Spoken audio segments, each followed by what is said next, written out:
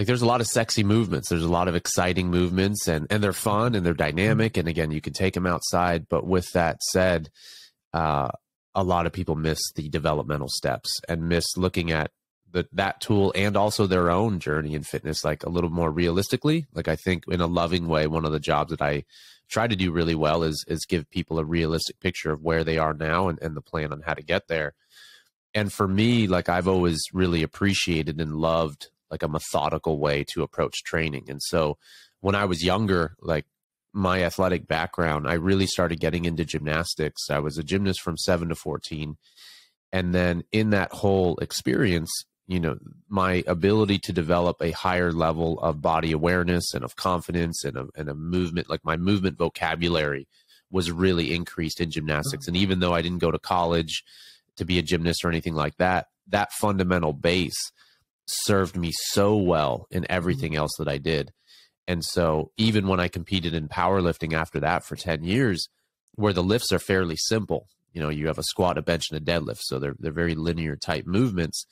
But because I had the base of gymnastics, I really felt like having the flexibility, the mobility, the body awareness, being explosive, you know, training all these biomotor abilities, I took that into powerlifting. And I think that the combination of that base level of strength, that's what really set me up to, I would say, like maybe thrive with the kettlebell before I even touched it. And I think a lot of those base fundamental levels of strength, of control, and then of course having the flexibility, mobility, and the awareness piece, I think a lot of people miss that today. So I really got into competitive powerlifting. In one drug-free organization, I was a world champion, the WABDL, in the bench press and the deadlift.